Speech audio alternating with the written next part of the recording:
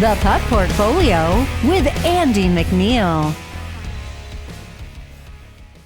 Hey, welcome to the Puck Portfolio. My name is Andy MacNeil. I'm here on weekdays to provide NHL projections, picks, betting advice, and strategies to help you make informed bets throughout the NHL season. I hope you all had a very Merry Christmas and a happy holidays, had some good food, some good laughs, spent time with friends and family. I know I did.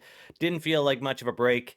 To be honest, the NHL season, as you know, is a grind and it doesn't really stop. We get a 3-day break during the holidays. We get a 3 or 4 day break during the All-Star break, which isn't really a break because it's the All-Star break. So yeah, the NHL season is a grind, and for those of us that cover it on a daily basis, it is. It seems like it's never ending, but that's a good thing. Happy to be here, back with you on the Canada Sports Betting YouTube channel. This show is sponsored by NorthStar Bets. We'll be using NorthStar Bets odds on this show. They offer early odds on the next day's NHL games, which we really appreciate here on this show. Helps us do our job, helps us get out in front of just about everybody else with our projections, our picks, and give you guys the best chance to get down on the best numbers at the best prices and hopefully win some money this season. It's been going pretty good overall this season. A little bit of a lull over the last several weeks, but it's been good overall. So we will update things off the top of the show next week. I think I'm all by myself here this week. Jake is still on his holiday vacation. I'm back in Edmonton after a couple of days outside of the city. So excited to get back into the NHL, and we've got a lot of hockey to get to. We're not going to talk a whole lot about every game here on the schedule, but we do have a schedule breakdown. And as you can see, there are a lot of back-to-backs coming up. 4 out of the 8 teams on Thursday that are in action played on Wednesday. So there will be some tired teams. Carolina will play their second game in as many nights after defeating the Predators 5-2 in Nashville on Wednesday. And it looked like they might catch a big break here as Canadian sniper Cole Caulfield was looking questionable to play in Thursday's game after missing the morning skate, but he will play according to the team. So Montreal, you're going to see the model thinks the Canadiens should be a plus 294 underdog. That is not correct because I didn't have a chance to update things after we learned that Caulfield will in fact be in the lineup. I actually ruled him out, took him out of the lineup. I wanted to see where Carolina would be if Caulfield was not in the lineup, and minus 294. The second half of a back-to-back for the Hurricanes, as mentioned, but if Caulfield wasn't going to be in the lineup, Carolina's chances would be around 75%. They are not there now, so no play on the Hurricanes. I was going to consider taking the puck line, in fact, at even money, but with the news that Caulfield will play, that has nullified any edge that I thought I might have, at least for now. Philadelphia is in Vancouver on Thursday. They'll be in action again in Seattle on Friday. I would expect Carter Hart to start against the Canucks. I mean, Vancouver is a tough team, which will leave Samuel Ersson, the backup, to start versus the Kraken on Friday. We'll see if that shakes out that way. Both Los Angeles and Vegas played last night. The Kings picked up a win over the Sharks, and as expected, David Riddick got the start, the backup goalie. Of course, Phoenix Copley is on the shelf right now, the Kings' other backup goalie. Vegas coming off a 5-2 loss to the lowly Anaheim Ducks after goaltender Logan Thompson allowed 5 goals on 21 shots. I would expect Cam Talbot to get the start on Thursday, and that's, like I said, as expected. I thought that the Kings would start David Riddick against the San Jose Sharks, given, that the Sharks are one of the worst teams in the league, leaving Cam Talbot to start on Thursday versus the Vegas Golden Knights. It's unclear who will be in goal for Vegas, though. Aiden Hill, he was eligible to return on Wednesday. He didn't, but he could possibly be in the crease on Thursday, although it seems unlikely. Defenseman Shea Theodore also remains out for the Vegas Golden Knights. And we've got the Edmonton Oilers. They're hosting the San Jose Sharks, who are playing their second game in as many nights. And Edmonton should pick up another win on Thursday. That should not be a problem for the Oilers, given how they've been playing as of late. But let's pull out the projections, shall we? We will get Thursday and Friday's projections up on the screen. As I mentioned, there is the Montreal and Carolina game that you see at the very top of the table is a little bit incorrect, to say the least, because I took out Montreal's best player, Cole Caulfield, and that's why the Carolina Hurricanes are a much bigger favorite than you're seeing at sportsbooks. So do not bet the Hurricanes. That's not what I'm saying here. Just didn't get a chance to update things.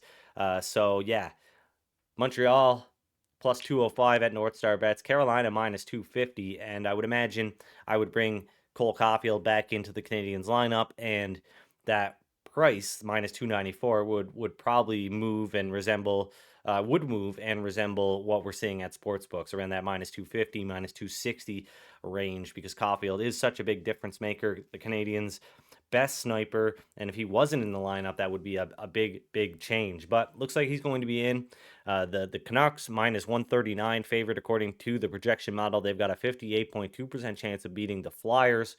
The Flyers plus 135 at NorthStar Bets. They're plus 148 at Pinnacle, though, so maybe a play on the Flyers. We'll see where this one moves.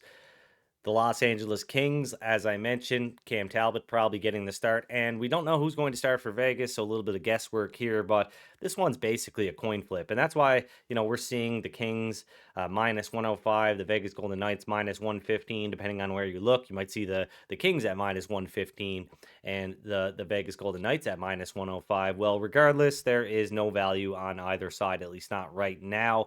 And like I said, Edmonton will likely pick up a win on Thursday against the San Jose Sharks. They're in San Jose, and the model thinks they will win the game almost 76% of the time, 75.8% of the time, minus 313 favorite. That's what it makes the Oilers. So let's move on to Friday. There are some intriguing matchups on Friday, like the Rangers at the Panthers. I mean, two Eastern Conference powerhouses going head to head, but from a betting perspective, one game stands out, and that's Arizona at Anaheim. I mean, the Ducks, they've been one of the worst teams by expected goals over the last month in all situations. Only 3 teams have scored fewer goals per 60 minutes during that stretch. Arizona scoring roughly 0.5 goals and allowing roughly 0.5 fewer goals than the Ducks on a per 60-minute basis, so a pretty big gap there. The Ducks, they've been a little bit better if you look at them just through the lens of their 5-on-5 play.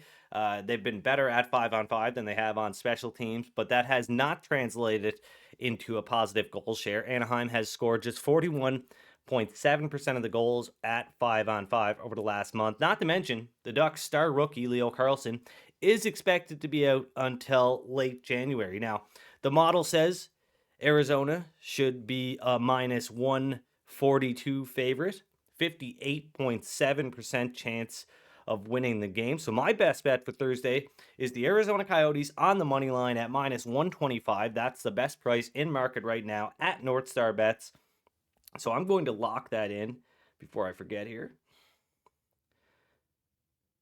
Minus 125, the Arizona Coyotes to beat the Anaheim Ducks to win 1 unit. And that is my best bet for Thursday, for Friday, sorry.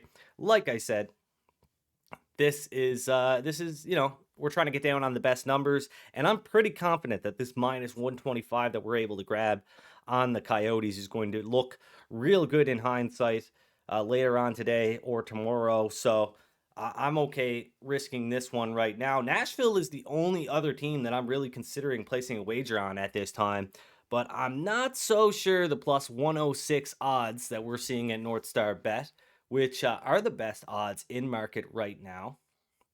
Actually, that's a lie. There is one rogue sportsbook with a really bad price out there, not available to me, but is available to people in Ontario, that has the Nashville Predators at plus 125. I'm guessing that nobody can bet there, though, or else they wouldn't be listing the Nashville Predators at plus 125. So Nashville, I'm not so sure that plus 106, the current odds at NorthStar Bets, will suffice here, right? I mean, look, Detroit has been bad over the last month, and that seems a little bit weird because they did bring in Patrick Kane, but some of it can be attributed to injuries to players like Dylan Larkin, JT Compher, not to mention starting goaltender Ville Husso has been out for a while, but not a good excuse given how easy their schedule has been. The Red Wings have just 2 wins in their last 11 games. They rank 26th in expected goals percentage in all situations over the last month. And they've lost to bad teams like San Jose, Ottawa, Anaheim, I know the Ottawa game was the game where Dylan Larkin was injured, and that one kind of went off the rails. Maybe that's a bit of an excuse, but losing to San Jose, Ottawa, Anaheim. Plus, they've also suffered losses to teams like Dallas, Carolina, Philadelphia, New Jersey, and Minnesota. Um, Nashville, they've been on a roll, but it looks to be sort of tapering off now. They're dropping off. They've lost 3 of their last 4.